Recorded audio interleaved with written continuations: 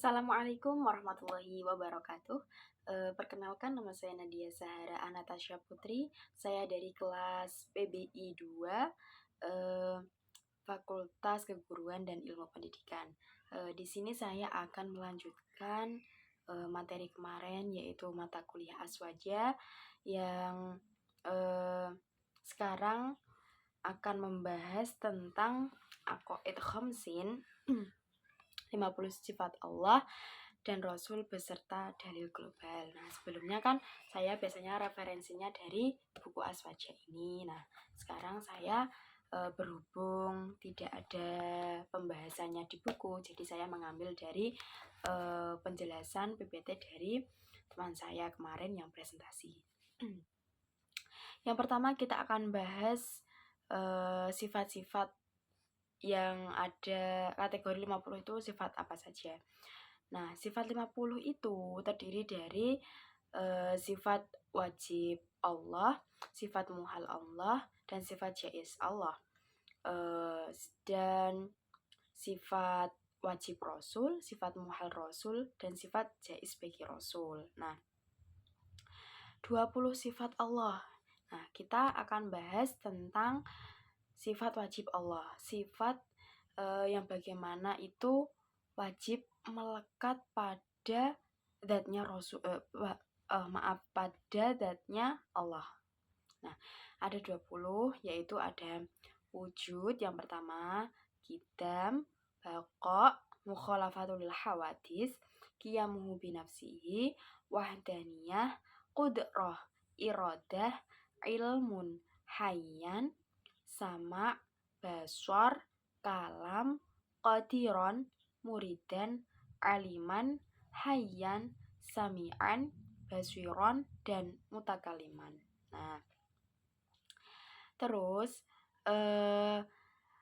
kita akan bahas sifat mustahil bagi Allah atau sifat muhal. Ya, biasanya teman-teman kenali sifat muhal dan mustahil itu sama ya. Ada adam, yang pertama hudus, fana, mumasalatul hawadisi, ihtiyaju li ghairihi, ta'addud, ajzun, karohah, jahlun, mautun, somamun, ama, bukmun, kaunhu ajizan, kaunhu karihan, kaunhu jahilan, kaunhu mayitan, kaunhu aswam, kaunhu a'ma, kaunhu abkama. Nah, sekarang kita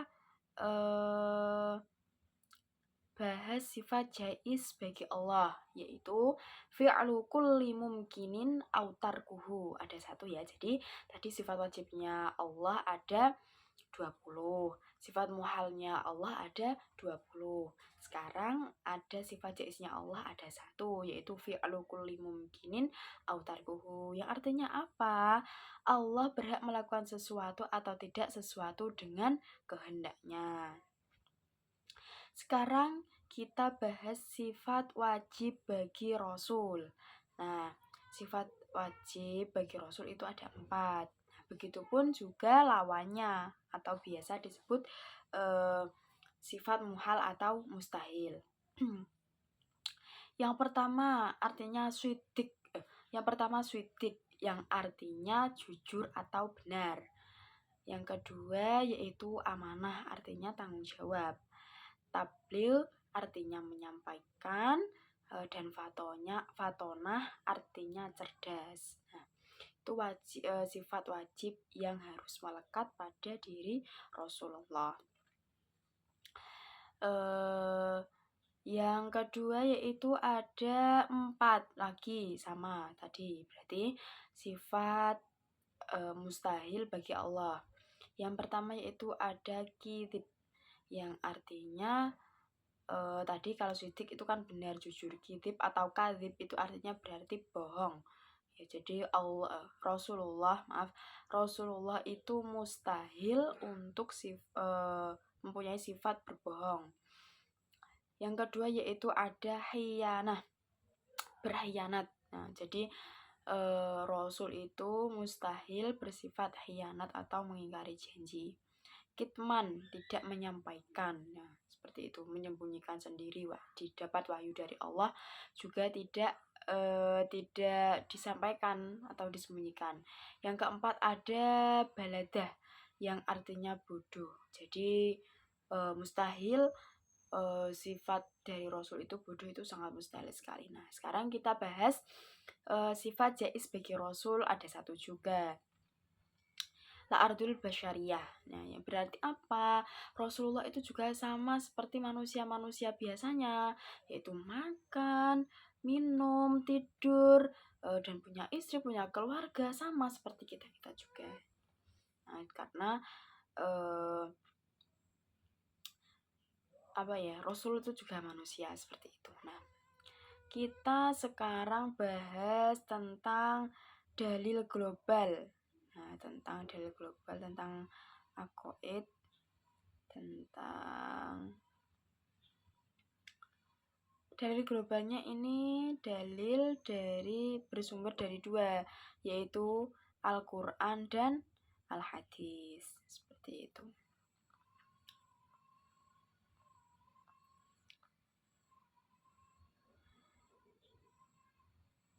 Dalil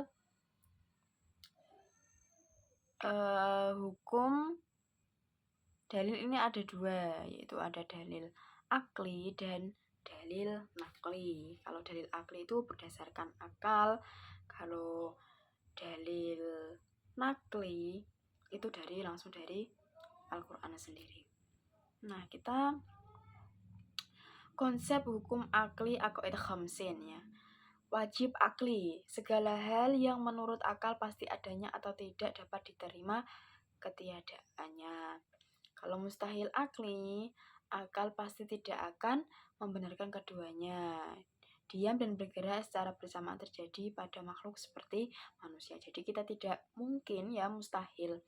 Akal kita tidak akan bisa menerima bahwa kita itu melakukan gerak bersamaan dalam waktu yang sama. Contoh, saya berdiri, mustahil saya untuk duduk. Nah, ketika kamu balikannya juga, ketika kamu duduk juga kamu berarti mustahil kamu itu berdiri, karena tidak bisa dijalankan untuk satu waktu secara bersamaan. Nah, jaiz akli yang ketiga yaitu akal pasti bisa membenarkan bahwa salah satu dari diam dan bergerak bisa terjadi atau tidak terjadi pada makhluk seperti manusia. Nah, kajian apa sih atau di dalam kitab apa sih yang membahas tentang aqaid khamsin itu, atau aqaid khamsin tadi sifat-sifat 50 tadi ya. Yang pertama yaitu ada kitab Tijanud Durari karya Syekh Imam Nawawi Al-Bantani atau di Banten ya. Yang kedua yaitu Aqidatul Awam karya Sayyid Marzuki. Dan yang ketiga ada Ummul Baroin karya Imam As-Sanusi. Dan yang keempat ada Kifayatul Awam karya Syekh Muhammad Fudoli. Oke. Mungkin kita bincang-bincang untuk aqaid khamsin tadi teman-teman ya. Jadi wajib hukumnya bagi setiap mukallaf atau umat muslim yang sudah baligh dan berakal itu mengetahui dan menghafal sifat aqaid khamsin tadi. Nah, untuk apa sih kok umat muslim disuruh menghafal dan mengetahui aqaid khamsin itu? Karena akal manusia itu tidak ada batasnya. Seperti kita, contohnya ya, ada benda lemari misalnya. Lemari itu terbuat dari apa? Kayu. Kayu yang membuat siapa? Allah. Nah, Allah yang membuat siapa? Tentunya itu kan kalau akal manusia tidak dibatasi, pastinya dia akan belanjur. Kalau bahasa kita kebelanjur ya teman-teman. Atau mungkin kita itu tidak ada batas untuk berpikir bahwa memang Allah itu berbeda dengan makhluknya. Kalau kita kan adanya sesuatu pasti ada yang mengadakan seperti itu. Tapi sifat Allah itu beda, dan memang Allah itu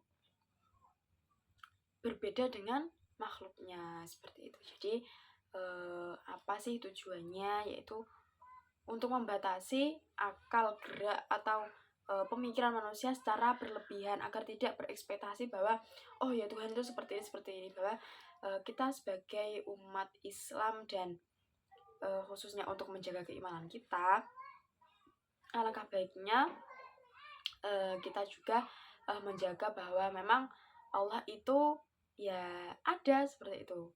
Tidak usah berpikiran yang Allah itu bagaimana, bentuknya bagaimana dan lain sebagainya, tidak usah ya. Oke, mungkin itu sekian dari saya. Kurang lebihnya saya mohon maaf yang sebesar-besarnya. Akhirul kalam, wallahul muwafiq ila aqwamit thoriq. Assalamualaikum warahmatullahi wabarakatuh. See you.